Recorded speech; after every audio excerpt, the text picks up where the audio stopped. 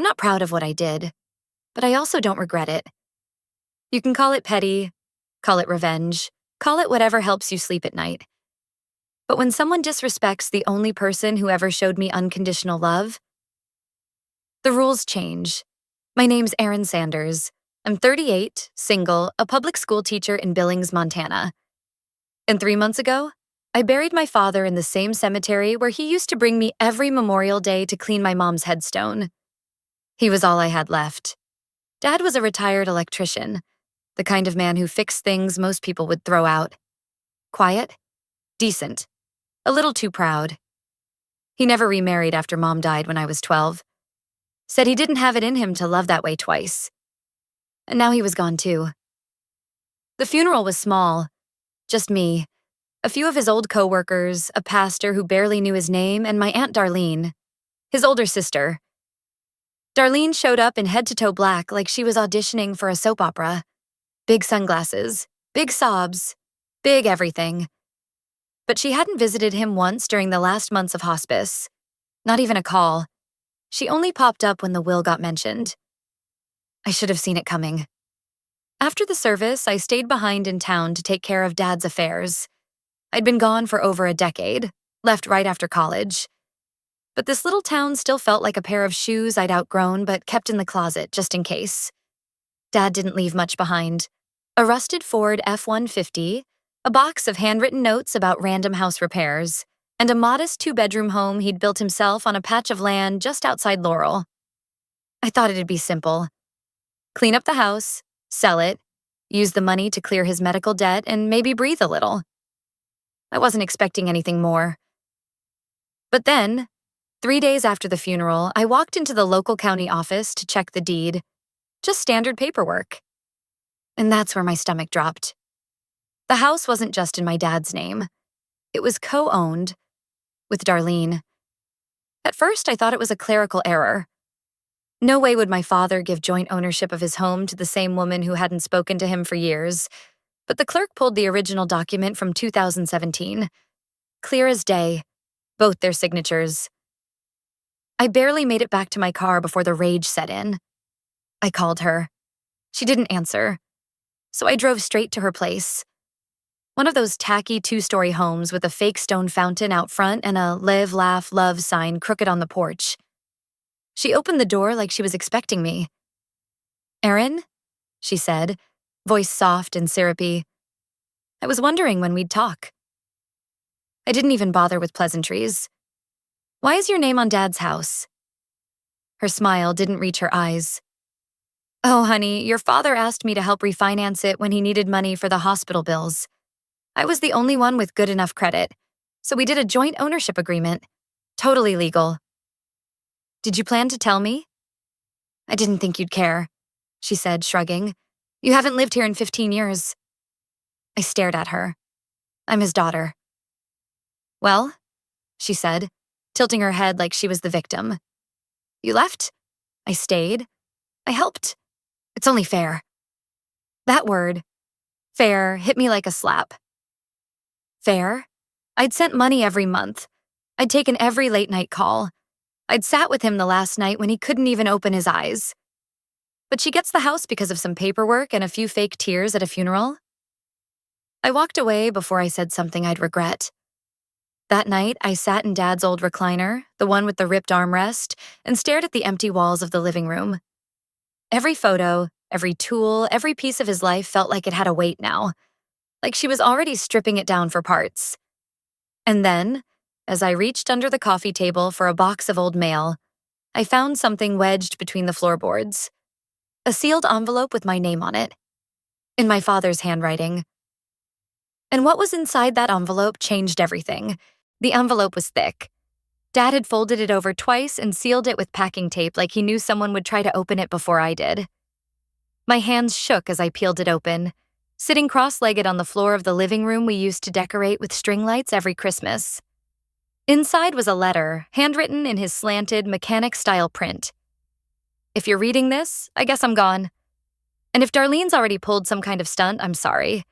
I didn't trust her either, but I had no choice when the hospital came after me. Just know this. The house is not the only thing I ever worked for. I left you something else. Something no one else knows about. Ask George. He'll know what I mean. And Erin, don't let her take what's not hers. You're my kid. The only damn thing I ever got right. George. He meant George Reed, Dad's old neighbor, a retired forest ranger who lived across the street in a log cabin and smelled like wood smoke and coffee grounds. I hadn't seen him since the funeral. He'd looked at me like he wanted to say something, but didn't. I went over the next morning. It was barely 7 a.m., but he was already out in his yard, splitting kindling like the world hadn't changed. When I told him about the letter, his face changed. He wiped his hands on his flannel, led me inside, and pulled a metal box out from under a loose floorboard in his mudroom. He handed it to me like it weighed 1,000 pounds. I told him not to hide it like this, George muttered, but your dad was stubborn. Said if things ever got ugly, this was your ace. I opened it with a rusty key taped to the side. Inside were copies of paperwork, land documents, a small safety deposit key, and a folded will dated 7 months ago. A will that listed me as the sole heir. Not co-owner, not split, not some vague family agreement. Dad had updated everything after Darlene's refinance stunt. He just hadn't filed it yet. Or maybe he hadn't had the chance. George told me that a week before Dad went into hospice, he'd asked him to mail the will to his attorney in Billings, but somewhere along the line, it never got sent. George didn't know why. Maybe Dad had a bad day. Maybe he was scared. Maybe Darlene got wind of it. And just like that, it hit me. If Darlene had found the original copy in the house, she could have destroyed it, which meant she'd known. She'd known and still stood at his funeral, acting like she was the grieving savior of our family. My chest burned with something I hadn't let myself feel in years. Not sadness, not grief, rage. And of course, like she could smell my emotions shifting, Darlene texted me that afternoon. We're having dinner at my place tonight. Family only. 6 p.m. You should come. I stared at the message like it was a dare, and I took it. I showed up wearing Dad's old denim jacket, the one with the elbow patches and the paint splatter on the cuff. He used to joke it was the uniform of a real man. I wore it like armor. Darlene's house smelled like expensive candles and pot roast. She was already pouring wine when I walked in. The living room was full. Her husband Greg, her 2 kids, even Pastor Miller from the funeral, sitting at the head of the table like this was some church potluck. And then she said it, right in front of everyone. We've decided to keep the house in the family. My daughter Julie and her fiancé are going to move in after the wedding. Isn't that wonderful? My fork stopped halfway to my mouth. I stared at her. Excuse me? She gave me that tight, glossy smile. Oh, come on, Erin. You're not really planning to move back here, are you? What would you even do in Laurel? You've got your life in the city. Let's not pretend. That moment, it broke something clean in me. I pushed my chair back and stood up. I pulled out the copy of the will from my purse and laid it right in front of her wine glass. This is what I'd do, I said. The table went silent. Pastor Miller actually gasped. Darlene picked up the papers with trembling hands, her lipstick-stained wine glass clinking against the rim of her plate. This isn't legal. It wasn't filed. No, I said, voice low and steady. But it's real, and I'm filing it tomorrow morning. Her face went ghost white. But don't worry, I added, grabbing my coat. I'm not just coming for the house. I walked out before she could answer. And I already knew exactly where I was going next. The one place Dad said no one ever looked closely enough. The one piece of land nobody even knew existed. Except him. And now, me. It started with a yellowing survey map, tucked inside the bottom of the metal box George had handed me. Dad had marked it up in red ink. Sloppy arrows, circled coordinates, and a single line scrawled across the bottom in all caps. Don't tell Darlene. Not ever. The plot was 6 acres, just scrubby hilltop on the outskirts of Laurel, right where the old power lines used to cut through before the highway reroute. I remembered it vaguely. He'd taken me there once when I was a kid, told me it used to be part of an old electrical substation back in the 60s. I'd barely thought about it since. But now, with everything going on, I felt that pull, that instinct, the one that whispers, "This isn't just dirt and weeds." So I started digging. At first, just paperwork. I took the coordinates to the county records office, requested the parcel info, and there it was, still registered under my dad's name. Not touched in over 2 decades. That alone wouldn't mean much. But then I saw a planning notice stapled on the bulletin board by the front desk. Montana Department of Energy, upcoming expansion for regional grid capacity. And right there in the tiny print under proposed survey zones, my dad's land. I damn near dropped my coffee. I pulled out my phone, called an old student's dad who worked in state utilities, told him I was writing a school project on land usage, total lie, and asked what he knew. He said, "Funny timing. We've been looking for staging land near Laurel for a satellite substation. Lot of money in those contracts. If someone owns one of the plots, they're sitting on a gold mine." I asked which plot. He gave me the number. It matched Dad's land. My hands were sweating so bad I could barely write. So while Darlene was busy planning a housewarming party for her daughter with my childhood furniture, I was calling a land use lawyer and getting every single document notarized. I had no intention of selling just yet, but I needed leverage, clean title, proof of ownership, power of attorney, everything in order. Because what I was about to do required precision. You see, I'd been quiet for too long. I let her talk over me at the funeral. I let her erase my name from Dad's house. But she didn't know who she was dealing with. And then it got worse. The next week, I got a voicemail from my cousin Julie, the one moving into Dad's house.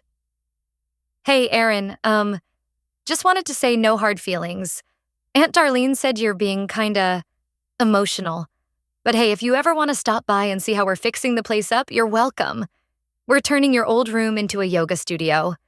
Isn't that cute?" I listened to that message 3 times, and each time I felt something inside me snap. Yoga studio, in my bedroom, where I used to fall asleep to the hum of Dad's old radio and the smell of solder on his shirt. I could have screamed. Instead, I smiled. Because now I had what they didn't. Knowledge, timing, and legal control of the only thing the state of Montana wanted more than a clean energy initiative, a willing landowner. I called my lawyer and told him I wanted to approach the state, but on one condition. The staging trucks, noise barriers, transformers, and construction access, they'd all be routed right past Dad's old house, right through what used to be our backyard. It wasn't revenge. Not exactly. It was leverage. And then came the twist. At our next meeting, my lawyer pulled out an aerial drone photo from the Energy Department's planning team. He pointed to the house. Then to the power corridor. And then he said, "Dead serious. If they route through this specific line, they'll need to apply for an eminent domain waiver on the Sanders residential plot." I blinked. "Wait, what does that mean?" "It means," he said, "they'd have to temporarily take control of the land, Darlene's land, if she doesn't sign a cooperation agreement. And if she refuses?" He paused. "They pay you instead, as the adjacent staging owner." I stared at the map, then at him. "You're saying they'd have to compensate me for her property?" He nodded. "At full projected utility value." I couldn't speak, because I realized something in that moment. All the years she spent scheming, all the lies she spun, all the smug smiles at my grief. She'd just built her dream house on land I was about to make radioactive. And the best part? She had no idea what was coming. I didn't sleep that night. Not from fear. Those days were over. No, this was adrenaline. Cold, focused, and sharp as broken glass. I sat at my tiny kitchen table with a legal pad and 2 things in front of me. a map of the grid expansion, and a list of every time Darlene had tried to erase my existence. The funeral, the co-ownership, the fake sympathy text from Julie, the yoga studio comment. Each one a small knife. Each one had left a scar. But now I had the scalpel. The next morning, I called my lawyer, Mr. Keller, and gave him the go-ahead to initiate formal negotiations with the Montana Department of Energy. But I added one specific condition to the letter of interest. Full cooperation guaranteed, contingent on all staging, equipment access, and temporary easement permits being routed through parcel number 46B, also known as 13 Larch Hill Road. Darlene's address. They could either use the forest road, which would cost more and delay construction by 6 months, or go right through her rose garden and flagstone patio. Guess which one they'd pick. By Wednesday, the department responded, they accepted, and just like that, the trucks were coming. But I didn't tell her. Not yet. Let her redecorate. Let her repaint my old room. Let her plan her daughter's wedding shower in the backyard under those twinkly lights I strung up with Dad when I was 16. I'd let the storm come naturally. Then Friday hit. I was sipping my coffee on the porch of a rental cabin nearby when my phone buzzed. Unknown number. Hi, this is Clay Higgins with Energy Grid Northwest. Just a heads up, ma'am. We'll be placing the first survey flags this afternoon, and per the agreement, our team will need access through both your parcel and the adjacent residential property for line testing. I nodded. Understood. I'll be there. At exactly 2 p.m., I pulled up across from Darlene's driveway.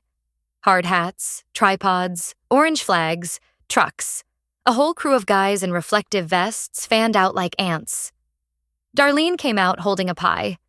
A literal peach pie. I watched her freeze, pie wobbling in her hands as a man with a clipboard approached her porch and asked where she wanted the generator cables temporarily run. I parked and stepped out, calm as ever. Afternoon, Darlene? She turned. Her mouth hung open. Erin, what the hell is going on? I smiled. Oh, didn't anyone tell you? The state's putting a satellite station behind the ridge. They needed staging space. I had land. Simple deal, really. Her face was turning red. They can't just walk onto my yard? They can, I said. See, the right-of-way was filed under my mineral and staging agreement. They're not staying, just passing through. For now. You're doing this to punish me. I tilted my head. Number, I'm doing this because Dad left me the tools. You left me no choice.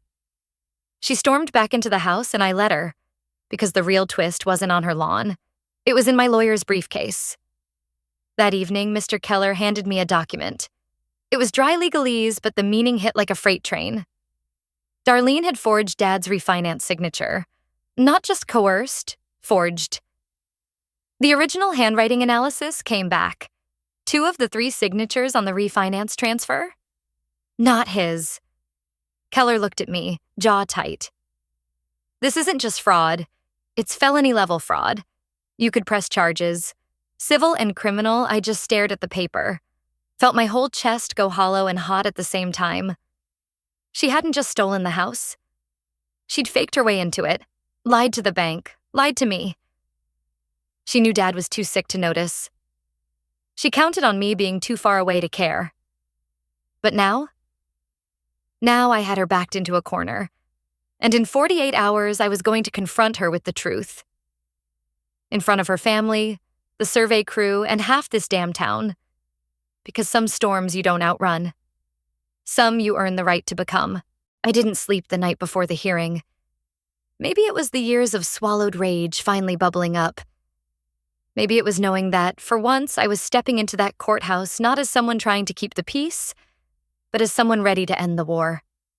The day Darlene forged my dad's signature, she didn't just break the law. She crossed a line she could never uncross.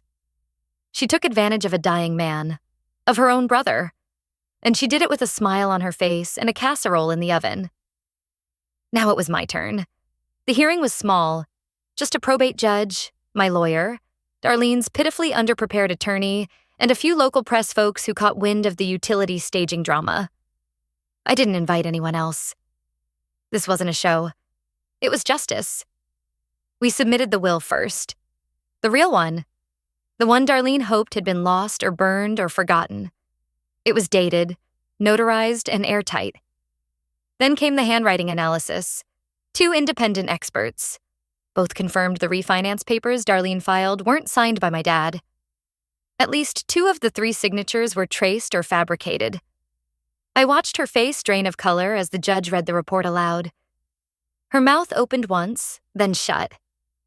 She looked at her lawyer like she expected him to make it all go away. But he didn't move. When the judge ruled in my favor, I didn't cheer. I didn't smirk. I just breathed. Like someone finally pulled the weight off my chest. Darlene lost the house. She lost control of the land. And when the judge referred her for criminal investigation, she lost the one thing she cared about more than money: her reputation. By the following week, her social group in town had all but cut ties. She was no longer pillar of the community Darlene, but that woman who forged her brother's will. Her daughter moved the wedding out of state. Her husband stopped showing up at Rotary. And the yoga studio? It never happened. Instead, I turned the house back into what it always should have been: a place of peace. I kept Dad's old tools, restored his garage workspace, planted a single cherry tree in the backyard where his ashes were scattered. And with the money from the staging lease, I started a vocational scholarship fund for kids who wanted to work with their hands the way Dad taught me. No fanfare, just quiet legacy. And Darlene? Well, last I heard, she took a plea deal for filing false documents. No jail time, but probation and a hefty fine. The house she once boasted about now sits in my name. But I don't live there. It's being renovated to house 2 students from the scholarship program, rent-free. Let them build something better from the ground up. Just like Dad did. If there's anything I learned from all this, it's this. Sometimes silence is mistaken for weakness. But silence is just what happens when you're listening closely. And when you've had enough, when the line's been crossed one too many times, you don't scream. You move. And you move smart. Thanks for letting me tell this story. If anything like this ever happened to you, or almost did, feel free to drop it in the comments. Sometimes sharing it out loud is the only way to stop it from eating you inside. And hey, if you want to hear how other folks took their power back, I'll be here. You're not alone.